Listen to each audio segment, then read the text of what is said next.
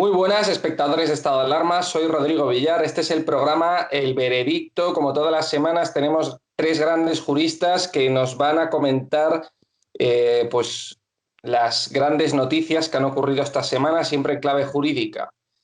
Hoy tenemos tres grandes temas de los que hablar. La verdad es que hay chicha para hincarle el diente. Y bueno, tenemos que hablar de, por supuesto, de esa nueva investigación que ha ordenado la audiencia contra Echenique por ese tuit alentando a la violencia a propósito de los disturbios a favor de Hasél, que se produjeron, pues, recordemos, en Granada, en Barcelona y en Madrid. Recordemos que también durante esos disturbios ocurrió un hecho lamentable, un hecho además horroroso y vergonzoso, que fue la quema de un furgón de la Guardia Urbana con un policía dentro. Entonces, o sea, no estaba vacío el furgón, ¿no? Intentaron incendiar con varios cócteles Molotov un furgón, consiguieron incendiarlo y había un policía dentro de ese furgón. Hay 8 detenidos que están en prisión provisional y, bueno, parece ser que son todos extranjeros, menos una mujer que es española. Son de origen italiano, francés y hay una española.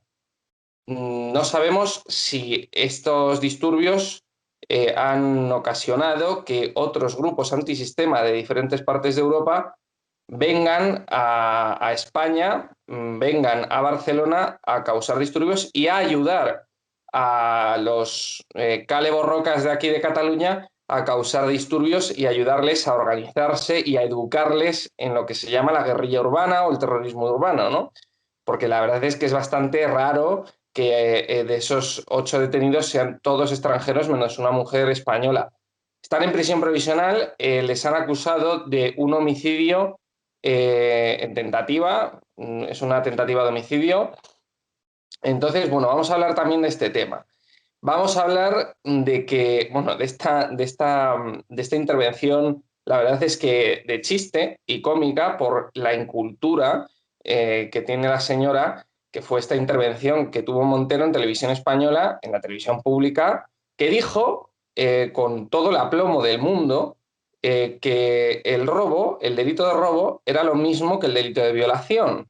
Hacía una comparación del delito de robo con el delito de violación y negaba la presunción de inocencia, porque claro, para esta señora la presunción de inocencia es únicamente para las mujeres, pero para los hombres es la presunción de culpabilidad siempre. Siempre es el acusado el que tiene que demostrar que no ha cometido el delito, ¿no? Pero en caso de un robo hay que recordarle a esta señora, que yo también no me comparo con mis contertulios, pero yo estudié Derecho también y cualquier estudiante de Derecho, aunque sea un estudiante de segundo de carrera, sabe que en el delito de robo tienes no solamente que realizar la denuncia, sino también que probar, aportar una prueba de que se haya cometido ese robo, porque si no es una absolutoria, si no, no sirve para nada. Entonces, bueno, esta señora decía esto, la verdad es que unas declaraciones vergonzosas y de chiste, teniendo en cuenta que es ministra del gobierno de España. Es decir, un nivel increíble, ¿no? Bueno, también hay de todo, ¿no? En el gobierno, pero un nivel increíble. Vamos a hablar, por último lugar, de la liberación del comisario Villarejo. Al final la han liberado. Ha hecho unas declaraciones Villarejo a la salida de la cárcel, de su excarcelación, diciendo que iba a revelar todo, qué tal. Hay algunos sectores de la sociedad que dicen que ya no hay que hacerle ni caso, que es un señor ya totalmente traspapelado, trasnochado, que no tiene ningún tipo de credibilidad, pero me parece importante, ¿no?, que al final lo hayan liberado después de estar, creo, 3 años en la cárcel, pues parece que no han encontrado causa ninguna para seguirle manteniendo ahí. Así que finalmente lo han liberado y yo quería, pues, por supuesto, preguntarle a nuestros invitados de hoy qué opinan, ¿no?, de esta liberación y qué opinan del personaje Villarejo, ¿no? Entonces, bueno, vamos a hablar de estos temas. Sin más preámbulo, voy a presentar a nuestros invitados. Tenemos hoy con nosotros a Ricardo Ruiz de la Serna, que estuvo pues le recordaréis de programas pasados, Ricardo es abogado penalista. ¿Qué tal, Ricardo? ¿Cómo estás? Hola Rodrigo, encantado de estar aquí una vez más. Muchas gracias. Muchas gracias a ti. Tenemos, por supuesto, como todas las semanas, a Agustín Martínez, nuestro querido abogado penalista. Bueno, no estuvo, falló un día. Tiene una falta, le hemos puesto un negativo en la lista. Pero bueno, hoy está otra vez con nosotros para comentar estos temas. ¿Qué tal, Agustín? Muy bien, tengo una falta, pero creo que no estoy embarazado. Te lo confirmaré si tuviese una segunda falta, ya te lo haría público y no tendría que asumirlo, no pasa nada. Son cosas que pasan. Un placer estar con vosotros de nuevo. Gracias a ti. Y por supuesto tenemos con nosotros a Fernando de Rosa Torner. Fernando es senador del Partido Popular por Valencia y magistrado de la Audiencia Provincial de Valencia. ¿Qué tal, Fernando? ¿Cómo estás? No se te oye el micro. Que muy bien, que me alegro de estar un viernes más con los tres. Muchas gracias. Pues nada, quería que comentaseis a nuestros espectadores esta investigación que ha ordenado la Audiencia y la Fiscalía del Supremo contra Pablo Echenique por ese tuit. ¿Lo creéis desproporcionado? ¿Creéis que van a imputarle de alguna manera? ¿Qué delitos puede haber cometido? Porque lo estuvimos comentando en un programa pasado, pero es que claro, ahora se ha dado un paso, ¿no?, más allá. Y bueno, entre otras cosas, no solamente fueron los sindicatos de la policía los que interpusieron una querella, sino también el propio partido Vox, ¿no? Ricardo, ¿tú qué opinas de esto? No va a tener mayor recorrido, Rodrigo. Creo que al margen de que efectivamente pues, se pueda adoptar alguna diligencia, el tipo de verificar la autenticidad del tuit, la autoría, creo que no va a tener mayor recorrido. Es verdad que en el mundo hipotético, pues cabría plantearse si ha habido alguna, digamos, si cabe el delito de odio, el llamado delito de odio contra la policía, que es un debate diferente, relacionado pero diferente, pero yo creo que en la práctica va a acabar en un archivo. Y le va a dar, creo que para terminar de entender estas actuaciones tenemos que ver el trasfondo político. Sé que el ámbito político y el ámbito jurídico están separados, pero a veces tienen ciertas zonas de sombra. Es interesante ver cómo hay una tensión entre los socios del gobierno y uno de los que más están tensionando la posición política de Podemos es precisamente Echenique. Y es en este contexto donde Echenique calienta la opinión pública con una serie de mensajes. Ahora bien, de ahí a plantear que hay una relación directa entre lo que dice Echenique y lo que termina sucediendo en las calles, creo que esto es un salto que procesalmente es muy difícil de dar. Luego, no estás en una organización Pero jerárquica. creo, Ricardo, que hay que atender también al contexto, creo que hay que atender al contexto de cuándo se produjo ese tuit, porque ese tuit se produce después de que ocurriesen los disturbios, no antes, porque antes de saber que se iban a producir estos disturbios, pues cualquiera, incluso nosotros, podríamos haber apoyado unas protestas pacíficas. Pero ese tuit se produce después de los disturbios. Ahí está la historia, ¿no? Pero de nuevo, al final, salvo en casos realmente excepcionales, delito de enaltecimiento del terrorismo, por ejemplo, este tipo de mensajes, que sí pueden tener una censura o una condena ante la opinión pública, no tienen mucho recorrido penal. De hecho, hay un debate abierto, que insisto, no es este, aunque está relacionado, sobre si puede haber o no puede haber delito de odio. La jurisprudencia del Tribunal Europeo de Derechos Humanos ha tenido varias sentencias en las que dice que la policía y las instituciones del Estado no pueden ser, no están en el catálogo de grupos contra los que puede dirigirse el discurso de odio, pero también es cierto que hay algunas resoluciones y alguna doctrina que plantea que sí. Es un debate que en España vamos a tener que afrontar. El tema de la tipificación de los delitos de odio si asumimos o no asumimos el concepto de colectivos vulnerables, pero está en el entorno del mensaje de Echenique, pero no es el centro de la cuestión. Por eso digo que yo creo que ni por delito de odio, que va a acabar en un archivo. Agustín.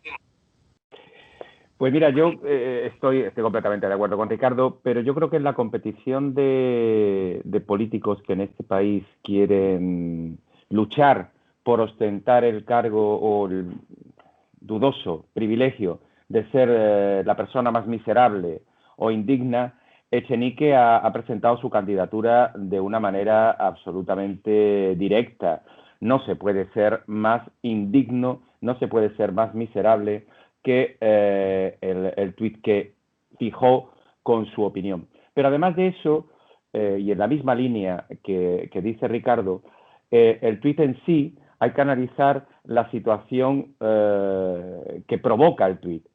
Y evidentemente el recorrido legal es cero, pero es cero gracias a que vivimos en un país en el que se sigue haciendo la presunción de inocencia, se sigue manteniendo como pilar básico del sistema jurídico. Porque en un país gobernado por Irene Montero y sus secuaces, probablemente este tuit dicho de manera contraria podría ser perfectamente utilizado para meterlo en prisión al estilo de Navalny en Rusia o al estilo de cualquier país totalitario. ¿Y por qué digo esto? Porque Echenique es un cobarde, entre otras muchísimas cosas. Es un absoluto cobarde. Y cuando digo cobarde, lo digo porque su tuit en realidad dice que da todo su apoyo a los jóvenes antifascistas que están pidiendo justicia y libertad de expresión. Lo que está diciendo, o lo que realmente quiere decir, es que da su apoyo a todos aquellos jóvenes fascistas que están destrozando la ciudad de Barcelona. Lo que pasa es que sabe que no lo puede decir. Y simplemente provoca, enseña la patita. Hace la patita enharinada de decir, oiga, que es que yo lo que estoy diciendo es que apoyo a esos jóvenes que han salido pidiendo justicia y libertad. En ningún caso aquellos que han quemado un vehículo o aquellos que han destrozado una tienda. Pero en el fondo él sabe que lo que quiere decir es eso. Habría que ver si al policía de la Guardia Urbana de Barcelona que hubiese sufrido, en este caso, el incendio, que sufrió el incendio del vehículo, hubiese perecido en él, ¿qué hubiera dicho Echenique? ¿Hubiera mandado un mensaje de apoyo a la viuda y a sus hijos? ¿O hubiera dado un apoyo a esos nobles revolucionarios que en la causa pues eso, los daños colaterales que se decían, que oiga, que hay que condenar todo tipo de violencia, que sí, que el pobre guardia ha salido ardiendo, pero bueno, hombre, que también hay que pensar en la libertad de expresión de ese revolucionario absolutamente no suficientemente ponderado que se llama Pablo Hasél, y al que, curiosamente, y permíteme que haga en este caso una postilla y termino muy rápido, se permite que me temo que su abogada, que fue la que le entrevistó o con la que tuvo una reunión, le grabase dentro de la prisión y saliese allí poco menos que jactándose de que está allí dentro y pidiendo que continúe la lucha y de que, bueno, que esto siga porque no se puede olvidar la memoria de tan insigne revolucionario. Oiga, de verdad es una tomadura de pelo, es una absoluta tomadura de pelo. Dicho lo cual, estoy completamente de acuerdo con Ricardo, esto no tiene ningún recorrido y yo creo que forma parte, yo soy más malévolo todavía que Ricardo, forma parte de esa estrategia de separación que ya se está empezando a vislumbrar entre los dos grupos de gobierno y que la Fiscalía en este caso pues hace este gesto de cara a la galería sabiendo perfectamente que no va a tener ningún recorrido.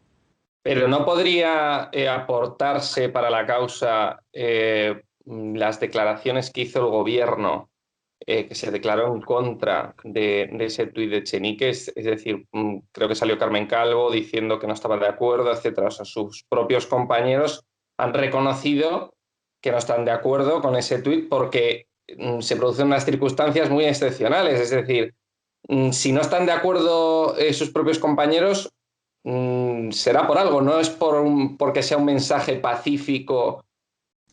Porque el mensaje es ignominioso, porque es miserable, pero evidentemente no delictivo. Es decir, usted está mandando un mensaje que es una absoluta barbaridad, pero no es un delito. No es un delito. La cuestión, Rodrigo, Bueno, quería escuchar primero a Fernando, Ricardo. Uy, perdona, Fernando. Creo que sí. Gracias.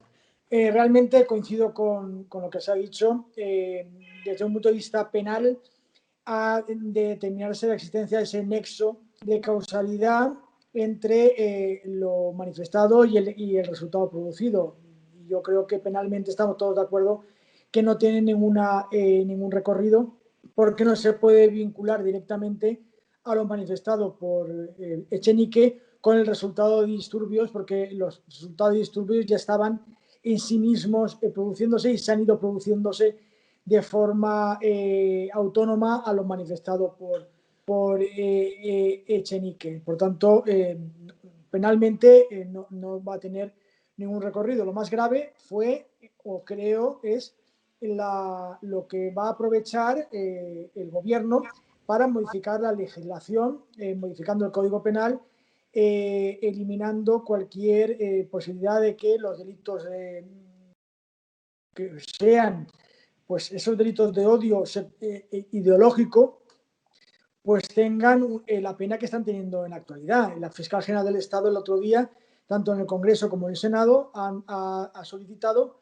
que en los delitos de enaltecimiento del terrorismo, los delitos contra los sentimientos religiosos, se les sean privado las penas de prisión por plena. A una pregunta que yo le hice, me dijo que, que a lo mejor se iba a poner un trabajo en beneficio de la comunidad. Es decir, absurdo cuando, o sea, me lo dijo directamente, porque yo le pregunté, ¿usted cree que un delito de odio, un delito contra del enaltecimiento del terrorismo, la pena adecuada cuál va a ser? Y ella me contestó que iba a ser que ella instaba que se modificara y se hicieran pues trabajos en beneficio de la comunidad, es decir, a lo mejor irse a ver niños que cruzan los pasos de peatones en colegios. Es decir, que yo creo que esa es la línea que va a adoptar la propia Fiscalía. Lo demás, el hecho de que se interponga que se admita trámite o que se inste a investigar a Echenique, yo creo que entra dentro de los pellizquitos de monja que se están dando el PSOE y Podemos. Ahora hemos visto ayer mismo cuando Podemos ha pedido la comparecencia de la fiscal general del Estado en el Congreso para que hable sobre Villarejo. Y mañana Carmen Calvo dirá pues que el tema de la fiesta de la tarta de la niñera, pues se ha admitido la comisión de investigación. Estamos en esa pues distonía que existe actualmente entre PSOE y Podemos, que no quitó que mañana se recompongan las relaciones y toda esa comisión o se archive o esas cuestiones se cierren. Por tanto, yo creo que es un debate político, es una cuestión que está en el ámbito político y que penalmente no va a tener el recorrido que, sin duda, yo fíjate, a mí me gustaría que tuviera, porque yo creo que hay que decir un basta ya. Tú no puedes desde un partido político fomentar ningún tipo o apoyar o entender cualquier acto que vaya contra la legalidad o contra las fuerzas y cuerpos de seguridad. Pero, en fin, la jurisprudencia es la que es. Oye, Rodrigo. Ricardo, querías hacer un apunte. Si me lo permites, vamos a prolongar un poquito esta conversación, porque de esto se habla poco. Rodrigo, sé que hay otros temas, pero sí, realmente de esto se habla poco. Hasta ahora en España hay un debate entre quienes van en la línea del Tribunal, de algunas de la jurisprudencia del Tribunal Europeo de Derechos Humanos, que plantea que los delitos de odio solamente pueden cometerse respecto de los llamados colectivos vulnerables. Es un término que en nuestro Código Penal no viene. En el tipo penal no viene la idea de colectivo vulnerable. Bien, pero la interpretación que hace una parte de la doctrina y de la jurisprudencia del Tribunal Europeo de Derechos Humanos va en esta línea. Entonces, se plantea, dentro de esos colectivos vulnerables, ¿puede entrar o no la policía? Y ahora hay varias sentencias del Tribunal Europeo de Derechos Humanos que plantean, no, porque la policía es un cuerpo del Estado. Entonces, el Estado como tal no es un colectivo vulnerable. Ahora bien, en la línea de lo que decía Fernando, yo debo de ser de los pocos que creen no solamente que los tipos penales deben mantenerse, sino que sus penas deben endurecerse. Porque es evidente que no resultan disuasorias, ni respecto de las injurias contra la corona, respecto de los sentimientos religiosos, ni respecto del enaltecimiento del terrorismo. Y en esta línea de lo que decía Fernando, nos tenemos que plantear si en realidad el discurso de odio aquí se está predicando respecto de la policía en cuanto cuerpo de orden, o si se está predicando respecto de la policía en cuanto representativa del orden constitucional español. Y destaco el elemento de la españolidad porque uno de los colectivos que sí pueden entrar dentro de la noción de colectivos vulnerables son aquellos por razón de su nacionalidad o de su origen étnico. Es decir, al final lo que estamos presenciando en España es un debate de fondo sobre la libertad de expresión y sobre sus límites, pero también sobre la legitimidad de ciertos discursos de odio cuando no se dirigen contra un grupo al que se considere colectivo vulnerable.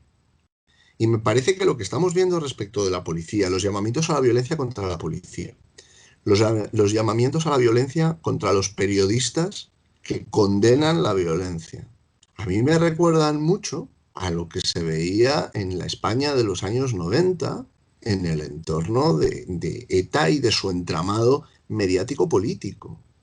Entonces, creo que sí que debemos tener esta conversación. Yo ahí estoy con Fernando. O sea, es una discusión que deberíamos tener en las instituciones y creo que de la misma manera que hay personas que dicen que estos delitos se tiene que reducir la pena o se tiene que cambiar por trabajos en beneficio de la comunidad, incluso, Fernando, no me sorprendería que te encontraras con algunos que directamente te digan que hay que despenalizarlos y eliminarlos del código y punto.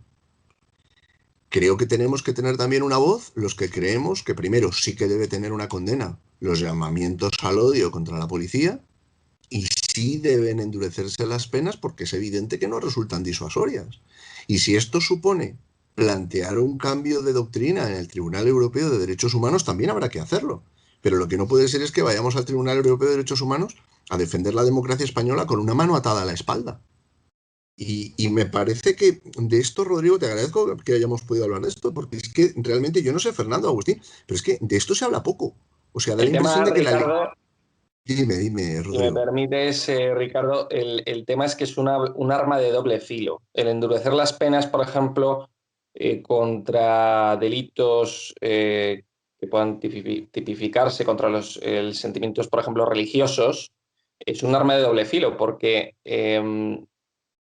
evitaría, por ejemplo, que las personas hicieran crítica contra, por poner el ejemplo, contra el Islam, por ejemplo, en España, contra células salafistas, contra mezquitas salafistas, contra imanes, etcétera, y eso pues incurriría en un delito contra los sentimientos religiosos, contra los musulmanes. Entonces, de repente los musulmanes realizan Pero una también, acción cualquiera que entra dentro de la doctrina de su religión, que a nosotros nos parece pues totalmente trasnochada y nos parece arcaica, pero a ellos no. Entonces no podéis decir, por ejemplo, que el Islam es una religión arcaica y disuaría, o sea, serían penas disuasorias en ese sentido, o sea, evitarías que la gente criticase la religión a ver, islámica, por ejemplo. creo que en este caso en No, concreto no,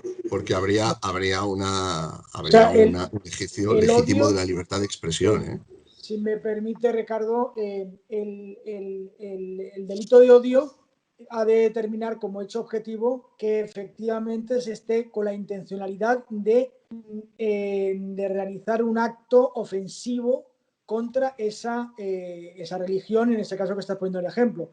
Decir que, por ejemplo, el Islam se discrimina a la mujer no es un delito de odio, es un dato objetivo en el cual se está determinando. Decir que todos los musulmanes son asesinos, eso sería así porque no es un elemento objetivo. Pero por eso te digo, lo importante en los delitos de odio es determinar el dato objetivo de la ofensa o la intencionalidad de ofender que se tiene. Y introduzco un matiz. Ayer leí las declaraciones de la ministra Irene Montero, en el cual en la prensa internacional decía que todos los jóvenes españoles que llevaban la bandera española eran nazis. No sé si lo habéis leído esas Sí, por declaraciones, supuesto. en las cuales eso sí que es un delito de odio. Porque eso, aparte de ser una falsedad, está provocando que si ahora un joven, o no tan joven, lleve una mascarilla con una bandera española o lleve una bandera o en mi balcón de mi casa que luzco la bandera española con normalidad, alguien pueda considerar que yo soy un nazi y puedan tirarme, por ejemplo, un cóctel molotov contra mi casa por lucir la bandera española. Eso sí que es un delito de odio porque está provocando y que pueda provocar la realización de hechos delictivos. Eso es lo grave. Y eso es lo que realmente, y como decía Ricardo antes, Podemos en el Senado ha pedido directamente la despenalización de los delitos, o sea, que no haya ninguna pena. Y a lo que le contestó el PSOE que sí, que pondrá la pena, pero poquita. Y eso es un poco lo que se está fraguando. El siguiente paso va a ser eso. Pasó un poco lo mismo, Fernando, si no me equivoco, en Alemania, ¿no? Que la gente tenía vergüenza de sacar la bandera alemana después de la reunificación, esto por el tema de que podía recordar a sentimientos cercanos al nazismo, es decir, pues la uniformidad, las banderas, el patriotismo, etcétera, y entonces la gente se avergonzaba incluso de llevar la bandera alemana a los partidos de fútbol. Pasó un poco lo mismo, ¿no? Sí, Rodrigo, pero ¿qué ocurrió? Que hubo una campaña del gobierno alemán en la cual todos los políticos alemanes lucieron la bandera alemana, lucieron su bandera. Y entonces hicieron absolutamente la reacción de la gente diciendo no, el sentimiento alemán está por encima del sentimiento partidista, político, tal, porque es común. Y así se ha logrado que en Alemania la normalidad, lo que ocurre en Estados Unidos, lo que ocurre en Inglaterra, lo que ocurre en Francia, que se canta el himno de la Marsellesa con su bandera tricolor. Y eso es lo que aquí en España no se ha hecho, sino que se ha fomentado al revés. Lucir la bandera española es ser nazi, que eso lo ha dicho ayer la ministra de Igualdad, fijaros la animalada que es. Pero, ahora vamos a hablar de ella, sí, Agustín. Sí.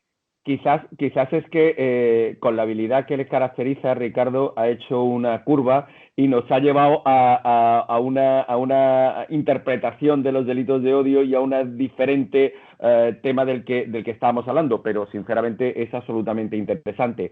Verás, yo estoy completamente de acuerdo con lo que decís, pero cuidado, el uso partidista de los símbolos nacionales puede llevar a equívoco en relación con ello. Porque determinadas formaciones políticas utilizan casi como símbolo propio el símbolo nacional, puede generar efecto rechazo entre aquellos que no son partidarios de esa formación política.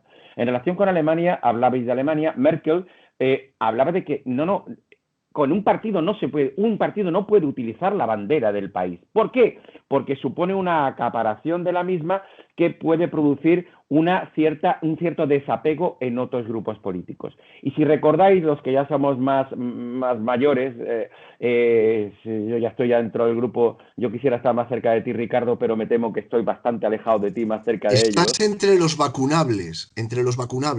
Ya te digo, absolutamente así. Bueno, pues Santiago Carrillo, cuando hace la primera presentación del Partido Comunista, una vez legalizado, lo hace con la bandera de España detrás. Y no creo que, de Irene Montero me lo puedo creer todo, pero no creo que calificara a toda la plana del PC que se presenta delante de esa bandera como nazis. Evidentemente no. Lo hacían desde un punto de vista de reconciliación. Por lo tanto, es verdad que la expresión de Irene Montero no demuestra más de lo que su nivel. Pero yo soy muy partidario de que el uso de la bandera se circunscriba única y exclusivamente al Estado como tal. Todos nos podemos sentir orgullosos de nuestro país, de nuestro Estado, pero estar sistemáticamente jactándose y utilizando la bandera puede suponer un problema de conflicto, de desapego. Dicho lo cual, el Código Penal ha de reformarse, claro, pero tienen que reformarse a través de una comisión técnica, una comisión de codificación técnica, y no a golpe de telediario, y no a golpe de impulsos, porque genera artículos absolutamente lamentables. Porque el del delito de odio y violencia, porque es incitación al odio y a la violencia, perfectamente describe cuáles son los grupos a los que puede verse afectados. Y obviamente la policía no está dentro de ellos. Fíjate, ni la policía ni los políticos. El problema es que determinadas formaciones políticas, y en este caso en la que milita Irene Montero y muchas de izquierdas, tienen muy claro cuándo es el odio hacia un lado, pero no tienen claro cuándo es el odio hacia el otro lado. Y eso genera también situaciones de conflicto. Quería, antes de nada, antes de darte la palabra, Fernando, esto que comentaseis, el delito de la quema del furgón. O sea, ¿os parece que es una tentativa de homicidio, de asesinato? ¿Lo agravaríais? ¿A vosotros qué os parece esa calificación jurídica? Fernando. Bueno, realmente están ingresados en prisión por el delito y la peligrosidad que supone la actuación de estas personas, ¿no? De estos presuntos delincuentes. A mí me pareció gravísimo, porque el incendiar o intentar tirar cóctel molotov a ese furgón, a sabiendas de que había policías en su interior, lo cual implica pues esa tentativa de homicidio. Yo creo que es realmente peligroso lo que está realizando, ¿no? Y por tanto yo creo que ha actuado bien la justicia. Yo creo que ha habido una proporcionalidad entre el hecho y la medida adoptada, y creo que, en fin, yo estoy totalmente de acuerdo con la medida que adoptó el juez de guardia, en este caso en Barcelona. Es proporcional y aparte corresponde al hecho delictivo que se está investigando. Bueno, sí, Agustín.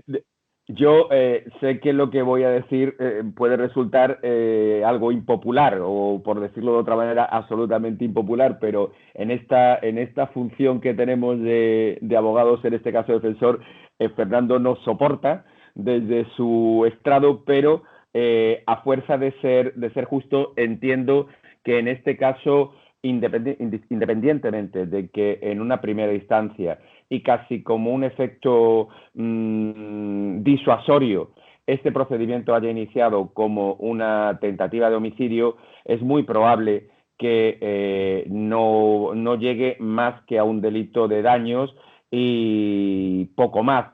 ¿Y el por qué? Porque entiendo, salvo mejor criterio vuestro, que para la tentativa de homicidio hay que tener ese animus necandi, esa intención de matar, que en este caso pues es bastante compleja entender que se produce así. Dicho lo cual, evidentemente se trataría de un procedimiento en el cual la defensa tendría, para mi criterio, muchos argumentos de defensa, y bueno, y también entiendo que la acusación podría plantearse, pero difícilmente podría haber una sentencia condenatoria por tentativa de homicidio. Pues mira que yo voy a adoptar aquí, insisto, estamos hablando sobre hipótesis, pero a mí no me parece tan descabellado la hipótesis del homicidio en grado de tentativa, ¿eh? Es decir, es tan absurdo plantear que quien incendia un furgón de policía se pueda imaginar que puede haber alguien en su interior y le da igual, porque por ahí va el dolo eventual, ¿eh? Por ahí va el dolo eventual. Es decir, al final yo llego, que puede ser que no haya nadie, pero no es absurdo pensar que puede haber alguien en su interior, un funcionario. O sea, no es tan descabellado. Yo estoy de acuerdo contigo en que probar esto es muy difícil. Y que además el dolo eventual en un delito en grado de tentativa, admito las dificultades que puede haber. Pero lo que creo es que estamos en un momento en los debates penales sobre este tipo de cuestiones en las que yo me temo que hay no solo ciertas penas, sino ciertas formas delictivas que para las que la pena no resulta disuasoria. Es decir, el delito tumultuario. El tipo que llega y está en medio de una concentración, de una manifestación, y va encapuchado, y además conoce técnicas para eludir la acción de las fuerzas y cuerpos de seguridad del Estado, de las unidades de intervención policial. A mí me resulta difícil que esa persona haya aprendido todo eso y se haya dotado de todo ese equipo para no realizar acciones dolosas o dolosas eventuales. Es decir, admito las dificultades, Agustín, y probablemente en este caso la defensa lograría una pena muy reducida y la acusación lo tendría más difícil. Pero me parece que tenemos también que reflexionar acerca de a dónde nos están conduciendo estas formas delictivas sofisticadas, donde van a las concentraciones con equipos de guerrilla urbana, donde se estudian y se distribuyen materiales sobre cómo eludir la acción de las fuerzas y cuerpos de seguridad del Estado, donde son las propias organizaciones que montan las manifestaciones las que te suministran el abogado, las que te dan la cobertura mediática, que mueven tu asunto en redes. Entonces, llega un momento en el cual estamos asistiendo a un pulso a la autoridad del Estado. Y creo que esto nos tiene que mover a reflexión. Creo que este debate es diferente del de, digamos, el de las garantías. Las garantías se tienen que mantener en todo caso. La presunción de inocencia, sin ninguna duda. La asistencia letrada, sin ninguna duda. O sea, no es esto lo que se está cuestionando. Pero sí creo que a la hora de interpretar los tipos y en algún caso a la hora de redactarlos, de nuevo, el Estado está librando una batalla con una mano atada a la espalda. Fernando, tú querías decir algo, pero es que tenemos que pasar al siguiente bloque porque se nos va la hora. Fernando. No, yo solamente un minuto. Yo comprendo a Agustín en su calidad de magnífico abogado defensor, pero yo creo sinceramente que estamos ante un homicidio en grado de tentativa. Existen manuales que hemos visto en los cuales se indica y se determina cómo hacer y actuar contra la policía, en lo cual se dice cómo crear o cómo lesionar, incluso dañar a policías, y por tanto estamos entre grupos organizados cuya función y misión era lesionar, causar daños y perjudicar a la policía. Por tanto, ahí sí que veo que el nexo de causalidad quedaría bastante fortalecido. En otros aspectos queda diluido, pero así, cuando tú estás con un manual, estás actuando contra la policía, en el cual te están diciendo que tu objetivo es dañar a la policía, tirar un cóctel molotov contra un coche de policía, en el cual presumiblemente podría haber personas, estamos ante desde mi punto de vista, en un delito de homicidio en grado de tentativa. Es que has puesto dos ejemplos significativos. Es decir, tirar un cóctel molotov a un coche de la policía supone que la persona que lo ha tirado es una tentativa de homicidio. Ya te digo que no. Ya te digo que en ningún caso se va a condenar. En ningún caso se va a condenar. De todas maneras, y para cambiar el tema, yo manifiesto mi apoyo personal para que don Ricardo Ruiz de la Serna forme parte de la candidatura de la Comisión General de Codificadora, porque como magnífico letrado que es, puede aportar sin ningún tipo de duda criterios suficientes para la modificación del Código Penal, su endurecimiento o su redefinición de los tipos delictivos. Hay delitos a los que yo les rebajaría la pena, también te digo. Sin el menor género de duda. Claro, o sea, lo que por ese tampoco tipo de tenemos... cosas te apoyo. Y seguro que de forma coherente. No. Nos vas a asfixiar aún más, no, Ricardo. Al revés, Rodrigo. Pero sí, creo que hemos hablado aquí muchas veces de esto. O sea, el Código Penal con el delincuente común es despiadado. Sí, sí. Es despiadado. Era mucho más benévolo el antiguo Código Penal, que ya tiene muchos años, anterior al 95, que te permitía modular en fase de ejecutoria muchas cosas, que lo que hay ahora. Es que ahora, si tú te coges la lista de delitos por los que te puede caer entre 4 y 6 años de prisión, es que te llevarías una sorpresa, ¿eh? Sí, es la mayoría. Mucho. Y en cambio, tienes otro tipo de delitos en los cuales parece que el interés público casi se tiene que excusar por ser protegido. Y me parece que, claro que es necesario abrir un debate de política criminal y de derecho penal sobre las cosas que se están castigando en España.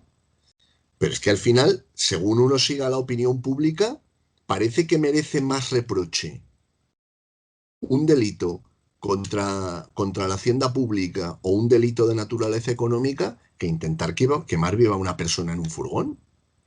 Es que ahora quien está rigiendo, perdóname Rodrigo que intervenga, es que es el gabinete jurídico del Ministerio de Igualdad, que ha hecho ese bodrio de la ley de sí es sí, que también teníamos que algún día... Es que ahora vamos a hablar de eso. No nos adelantemos. Pues es que me pilla el hilo diciendo que daría mucho mejor, Ricardo, en ese estudio objetivo del Código Penal, que la banda de la tarta que se dedica a legislar en el Ministerio de Igualdad. La banda de la tarta. Bueno, vamos a pasar al siguiente bloque. Hablando de Montero, vamos a hablar de Montero. Irene Montero, la ministra de Igualdad, salió en televisión española negando la presunción de inocencia, comparando el robo con la violación, defendiendo esta ley que decía Fernando de libertad sexual, la llamada ley Montero, que es un bodrio, que se lo tiró de forma unánime el Consejo General del Poder Judicial. ¿Qué opináis de estas declaraciones? No sé si pudisteis tener, no sé si la oportunidad, el privilegio o la condena de haberlas visto, porque es que la verdad es que son lamentables. Ella en televisión hacía esa comparación del robo con la violación con un aplomo impresionante, eso sí, para hablar de lo que no sabe tiene aplomo, y negaba, como siempre hace, pues la presunción de inocencia al defender esta ley que sacaron desde el Ministerio de Igualdad de libertad sexual. Entonces, bueno, para ella parece que la presunción de inocencia es para la mujer y la presunción de culpabilidad para el hombre, ¿no? Entonces, Fernando, voy a empezar contigo otra vez porque te has quedado ahí con el gusanillo de hablar de este tema. Bueno, es que realmente la señora ministra de Igualdad es una absoluta analfabeta, no sé si en algunas cuestiones, no lo sé, jurídicamente es analfabeta. Analfabeta porque lo que comentó ella, diciendo que es que había que dar la presunción de veracidad en su ley, porque cuando alguien denuncia un delito contra la propiedad, se le presume que dice la verdad y por lo tanto no hay presunción de inocencia. Es tal animalada jurídica que lo diga y con esa cara de desparpajo que asombra, ¿no? Una persona así no puede estar ni dirigiendo, vamos, ni nada. No puede estar dirigiendo. No, tiene que volver a lo que era, a estar detrás de una caja en un supermercado, ¿no? No, tiene que volver a estudiar. No sé a qué nivel de estudio tiene que volver, pero tiene que volver a estudiar en algún ámbito. Porque lo que no puede ser es que se intente legislar y modificar una legislación tan importante como son los delitos de agresión sexual y los delitos de abuso sexual por únicamente elementos de carácter sectario e ideológicos. Es que negar, como ha dicho, es que lo ha dicho el Consejo General del Poder Judicial por unanimidad, que se estaban destruyendo el principio de presunción de inocencia, que estaban unificando el delito de abuso sexual y el de agresión sexual en un único tipo, en el cual se eliminaba lo que era la proporcionalidad del hecho. Es decir, no es lo mismo. Es que para que lo entienda la gente, porque aquí es que se hablan de muchos términos y de muchos tecnicismos. Esto sería lo mismo que, por ejemplo, equiparar el pellizco de un hombre que le da en el culo a una mujer, que un señor con una pistola agreda sexualmente a una mujer en un descampado. Sería equiparar lo mismo, ¿no? Un abuso sexual con una agresión, ¿no? ¿No? O lo mismo, por ejemplo, en los delitos contra la propiedad. No lo mismo que te hurten una cartera al descuido que te roben la cartera con una pistola. Es decir, ahí hay una proporcionalidad, son dos tipos penales diferentes porque se está haciendo la proporcionalidad de la actuación. Y en ese sentido, cuando la ley te está negando, y es que también te está determinando, por ejemplo, en el tema incluso de ayudas económicas a las víctimas. Se da preferencia y un tratamiento a las víctimas de agresión sexual por encima de las víctimas de cualquier otro tipo delictivo, lo cual implica una ley que ha obtenido ese rechazo absoluto y que acordaros, y con eso termino, que cuando se intentó en marzo del año pasado aprobar en el Consejo de Ministros, que salió el Ministerio de Justicia diciendo, oiga, es que esto es infumable, esto no se puede aprobar por el Consejo de Ministros. La contestación del macho alfa fue decir que era un machista. No sé si os acordáis que Pablo Iglesias llamó machista al ministro de Justicia por decir que la ley de su pareja, de su pareja ministerial y personal, pues no era jurídicamente correcta. Pues eso fue la contestación. Y eso, por tanto, digo que una ley es muy importante y ha de haber unos tecnicismos jurídicos y ponerla en contexto con todo el ordenamiento jurídico, no sacárselo de la manga por el mero hecho de realizar una reforma ideológica. Y con eso termino, que veo a Agustín que está ahí calentando la banda con ganas de intervenir. Agustín, ¿qué te parece lo de que pare el robo con la violación? Pues la clara demostración de que literariamente el uso del símil para ella es algo absolutamente absurdo, porque lo desconoce, y que es una lerda jurídica, pero una lerda jurídica a nivel top. La tildaba Fernando de analfabeta, pero claro, aquí hay un problema, Fernando, que ellas ciertamente son analfabetas. Me atrevería a decir que si la sacas del discurso preestablecido y absolutamente vacío de la lucha feminista, que probablemente nada tiene que ver con la lucha de defensa de los derechos de la mujer, sino con una cuestión ideológica, puramente ideológica, y que no es en sí es absolutamente absurdo. Creo que plantean una ley ahora para que en España todos seamos iguales ante la ley. Era tan fácil como abrir el artículo 14 de la Constitución y darse cuenta que eso ya existe, independientemente de su aplicación, que la cuestión de la aplicación es otra cuestión. A mí me preocupa más la autora, la perpetradora intelectual de esta ley, que casualmente es compañera tuya, querido Fernando. Es la señora Victoria Rosell, que representa el sectarismo a niveles máximos, y que ella no es una analfabeta jurídica. Ella es una sectaria jurídica. Y es una sectaria jurídica porque utiliza sus conocimientos, que obviamente los tiene, para perpetrar una ley absolutamente absurda y ridícula. Y para que la gente lo entienda, porque es que al final no se trata de hablar, sino se trata de explicar exactamente ya no en qué consiste la ley, sino en leer la ley, en leer el anteproyecto. Esta señora, porque insisto, es la autora intelectual de semejante bodrio, indica que se entenderá que no existe consentimiento cuando la víctima no haya manifestado libremente, por actos exteriores concluyentes e inequívocos conforme a las circunstancias concurrentes, su voluntad expresa de participar en el acto.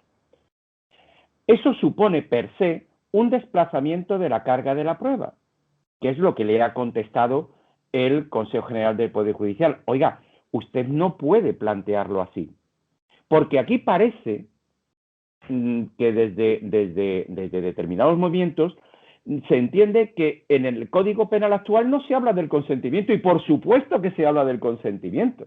Por supuesto que se habla del consentimiento, y está perfectamente claro qué es el consentimiento en el Código Penal, perfectamente claro.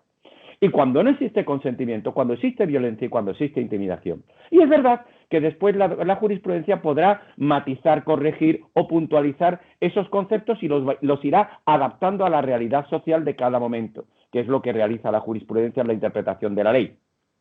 Pero parecer que ahora estamos adaptando, gracias a esta genio jurídica, el Convenio de Estambul a la legislación actual, pues mire usted, el artículo 36 del Convenio de Estambul dice que el consentimiento debe prestarse voluntariamente como manifestación del libre arbitrio de la persona. Y esa es lo que existe en la legislación actual española sin el menor género de duda. Pues claro que sí, bastaría más. Cuando esta señora se atreve a decir que todo el Consejo del Poder Judicial, con diferentes adscripciones ideológicas, que todo el Consejo del Poder Judicial, que por unanimidad dice que esto no puede ser, y lo califica como un camino regresivo en el funcionamiento del Consejo General del Poder Judicial, no está demostrando más que su sectarismo, que su actual sectarismo, y que esta mujer pueda ser miembro del Consejo General del Poder Judicial hace temblar las propias estructuras del mismo. Y ahí tiene que ser absolutamente, y aquí me dirijo a Fernando, aquí tiene que ser absolutamente implacable el Partido Popular. Gente como esta mujer no puede formar parte del Consejo General del Poder Judicial. Se puede ser progresista, se puede ser un juez progresista, un juez de izquierda, se puede ser un juez de todo, pero lo que no se puede ser es sectario. Y esta señora es una sectaria de manual. Y por lo tanto, por Dios, protégenos, porque si no, esto se puede convertir en un verdadero infierno. Ricardo, te veo mal. Se ha quedado bloqueado. Se ha ido directamente al Consejo ya a la Comisión General de Codificación, porque creo que ha ido a reclamar su cargo. Se ha quedado impresionado con todo lo que estamos comentando. Es verdad, mientras Ricardo se incorpora, Agustín, que la autora intelectual es la señora Rosé, que por cierto se va a sentar en el banquillo de los acusados dentro de nada por pagar en negro y coaccionar y abusar como empleadora de una serie de personas que estaban a su servicio doméstico, ¿no? Eso es lo que es la señora Rosé. La señora Rosé, que yo la conozco personalmente mucho, es una de las personas con más sectarias dentro del mundo de la judicatura. Es una señora que siempre se ha dedicado a realizar una actuación política desde los tribunales de justicia. Incluso ha tenido varios expedientes disciplinarios en el propio Consejo General del Poder Judicial que al final no han prosperado. Pero sí que es alguien que pues está acreditando una actuación siempre contraria a lo que es el ordenamiento jurídico. Pero dicho eso, pero la ministra es la ministra. La que se sienta en el Consejo de Ministros es esta señora. Y la que ha insultado a la inteligencia de los españoles es la señora Montero. Por tanto, es ella la que tiene que responder y ella es la que tiene que dimitir, lo digo clarísimamente, Agustín. No se puede realizar una ley en la que se esté vulnerando el principio de presunción de inocencia. No se puede estar apoyando una ley que vaya en contra de la Constitución. Y encima, a los que le dicen que esta ley es un bodrio jurídico, se les insulta de forma constante. Y ya le pasa a Ricardo, que ya está aquí para poder, Rodrigo, que pueda... Sí, Ricardo. He estado constantemente, no sé qué pasaba con la cámara. Yo, Rodrigo, querría volver un momento, querría hacer una observación sobre esto que decís del sectarismo en general. Desgraciadamente en España, el sectarismo se ha convertido en una forma muy efectiva de escalar posiciones en la vida pública y en particular en la vida política. Y es terrible, porque en el ámbito en general en el derecho, pero en particular en el derecho penal, los enfoques sectarios de las cosas resultan devastadores.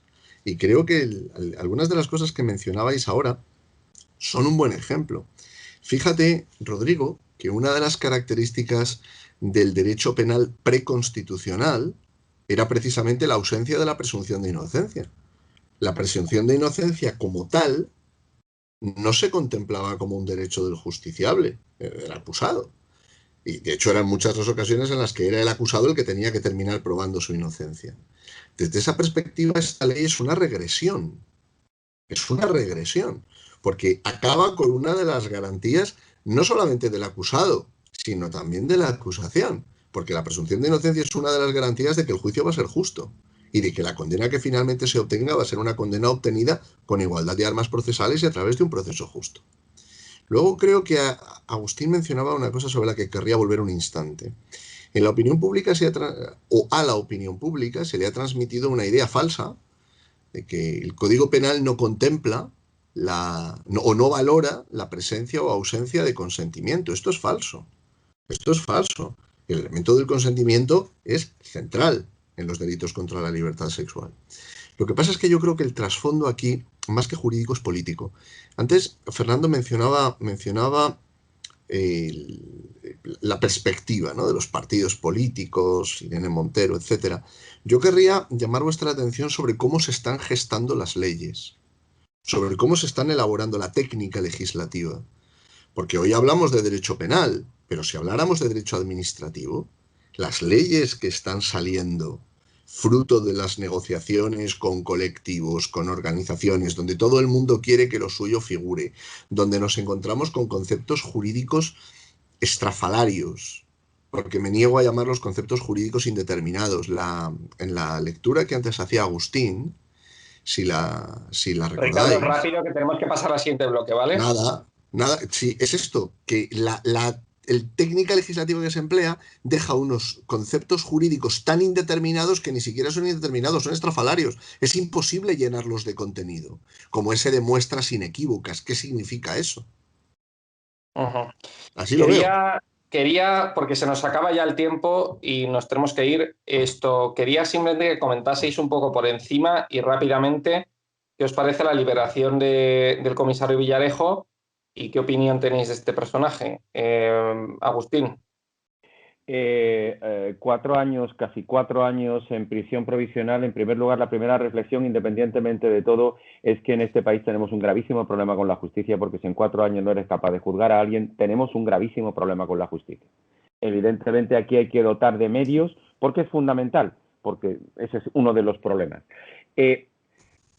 Villarejo es un caso aparte. Villarejo forma parte, ya no sé exactamente bien qué, pero desde luego de los últimos años de este país y podría seguramente con sus conocimientos o con los datos que tiene o con su videoteca o audioteca destrozar el país como tal. Que la fiscal general vea a este señor nada más salir de prisión, me produce absoluta estupefacción. Me produce pavor, me produce miedo. ¿En manos de quién estamos? ¿A dónde nos dirigimos? Y esto realmente, ¿de qué va? Hablar del caso Villarejo no llevaría una hora, no, llevaría meses. Pero, y desde luego yo no creo que tenga los conocimientos suficientes como para emitir una opinión sobre ello. Pero que alguien que acaba de salir de prisión por una situación, por unos delitos tan graves, la primera visita que reciba sea de la compañera sentimental de un abogado, de un magistrado separado por prevaricación, chico, yo, ¿qué quieres que te diga? Me da un poquito de miedo. Fernando. Bueno, pues en primer lugar coincidir que efectivamente Villarejo está en libertad porque por los plazos que establece la propia ley de enjuiciamiento criminal para la prisión provisional. Es decir, nadie puede estar más de un determinado lapso de tiempo para estar en libertad. Y no como se ha dicho, que ha quedado en libertad por falta de que no hay pruebas, etc. No, está porque por las garantías que establece la propia ley de enjuiciamiento criminal. Y coincido también con Agustín que es demencial toda esta historia, en la que creo, sinceramente, que se está extorsionando a la propia fiscal general del Estado. Y lo tengo que decir. La propia fiscal general del Estado, lo primero que ha hecho cuando ha salido Villarejo es ver qué ocurre o qué es lo que va a decir Villarejo en su contra. Y hoy hay un medio de comunicación incluso está diciendo que hay fiscales que están investigando que porque su pareja sentimental, el ex juez prevaricador expulsado de la carrera judicial, Baltasar Garzón, conocía y tenía acceso directo a información sobre Bárcenas, como publica un medio digital también. Es decir, que estamos ante una cloaca en la cual se mueve de una forma clara Baltasar Garzón, el fiscal general del Estado, Villarejo y otros personajes que están utilizando esas cloacas para provecho propio. Dicho eso, Villarejo está en libertad porque no puede seguir en prisión, porque así lo dice la ley, pero las causas continuarán y se investigará. Y si él tiene algo que denunciar o algo que decir, que lo diga, que lo diga. Claro. Ya estamos hartos en este país de alguien que dice tener, no tener, decir o no decir, tirar la piedra, esconder la mano y alegar que sabe, cuando no sabe no puede aportar documentos. Cuando eso es utilizar la justicia. Y yo creo que eso ya está bien y tenemos que decirlo. Si usted sabe algo contra alguien que es delictivo, lo diga, pero no lo diga, lo acredite, saque documentación y saque papeles para poder determinar y que actúe la justicia. Ricardo. Yo retomaría eso que decía Fernando. Al final, la estrategia de administrar la información y amagar y advertir termina mermando la credibilidad del testimonio. Y a veces incluso termina mermando la credibilidad de los documentos, de las pruebas, porque claro, uno crea unas expectativas que después pueden no verse satisfechas. Recuerdo recientemente la declaración, la última, las comparecencias de Bárcenas, en las que se esperaba que iba a haber unas revelaciones, y bueno, pues parece que las revelaciones después no fueron tal. De todas formas, yo terminaría con una reflexión al socaire de lo que decía al principio Agustín, que esto que le ha pasado a Villarejo, de agotar los plazos de prisión provisional, desgraciadamente le pasa a muchísima gente en España, a muchísima gente, y que te metan en prisión provisional genera unos abusos y genera unas injusticias cuando después la persona es absuelta o se le impone. Tú imagínate cómo será, Rodrigo, que hay gente que la condenan y ya ha cumplido la condena con el tiempo que ha tenido de prisión provisional. Sí. Figúrate. Y creo que aquí también, fíjate, esta es otra de las cosas que haría falta reformar.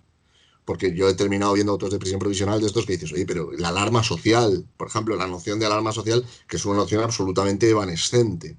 Pero bueno, esto lo hablamos en otro programa, Rodrigo. Pues muchísimas gracias, Ricardo, muchas gracias, Agustín, Fernando, muchísimas gracias a los tres. Gracias por haber aceptado de nuevo nuestra invitación. Un cordial saludo. Muchas gracias. Y atentos al nombramiento de don Ricardo en la Comisión General de Codificación. Atentos, Lo que mejor puede estar de al este caer. programa, no le calientes la cabeza. Ha sido, no, lo mejor de este programa ha sido la expresión la banda de la tarta. La banda de la tarta. Es muy descriptivo, Ricardo, de lo que ocurre en un ministerio del Reino de España. Una banda que se dedica a pasear la tarta y a cuidar y utilizar de niñera a los altos cargos. Es muy triste. Bueno, pues feliz fin de semana. Muchísimas gracias a los tres y muchísimas gracias a todos los espectadores de Estado de Alarma. Este ha sido el programa El Veredicto. Hemos tenido con nosotros a Ricardo Ruiz de la Serna, Agustín Martínez y Fernando de Rosa Torner. Hemos hablado de tres temas muy importantes, como son esta investigación por parte de la Fiscalía del Supremo y de la Audiencia a Echenique por el tuit alentando a la violencia en los disturbios pro-Hasél. Hemos hablado también de esa quema a ese furgón de la Guardia Urbana con un policía en su interior. Hay 8 detenidos por ello.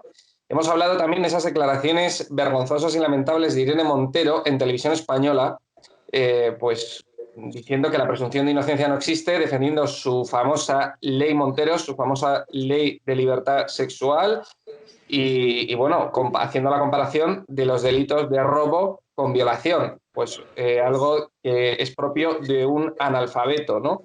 Y por último, hemos hablado de esta famosa liberación del comisario Villarejo. Así que muchísimas gracias por habernos visto. Un saludo a todos y ¡viva España! Muy buenas a todos, esto es Estado de Alarma. Hoy estrenamos este programa por YouTube de media hora de duración. Estaremos de lunes a jueves a partir de las 8:30 de la tarde. Y este programa nace porque, al igual que tú estás cabreado con ese gobierno central que podría haber hecho mucho más contra el coronavirus, que ya se ha llevado cerca de 3.500 personas por delante, ese gobierno que nos mintió, que nos dijo que solo iba a haber un contagio y que podría haber actuado antes, viendo la que estaba cayendo con la pandemia tanto en China como en Italia, pues hemos decidido montar esta plataforma de libre expresión ante los intentos del gobierno central de usar ahora los minutos de televisión pública que acaparan para lanzarnos desinformación y propaganda. Por eso desde aquí vamos a desmontar sus mentiras, vamos a daros la verdad y vamos a apoyar a los profesionales sanitarios, a la Fuerza y Cuerpo de Seguridad del Estado y a esa población civil que vive confinada, que vive aislada y harta de ver al vicepresidente del gobierno saltándose la cuarentena hasta en 3 ocasiones. Quieren que olvidemos los secretos que irán a tumbarse en el palacio de hielo. Muchas almas vuelan a diario, millones de velas en los santuarios, demasiadas cruces en el calendario, un país entero contra un adversario, hospitales con mares de voluntarios, todos los balcones llenos en mi barrio, aplausos que se escuchan hasta el planetario para ángeles vestidos de sanitarios. Nos está costando respirar. Nuestro mundo paró de girar. Ya.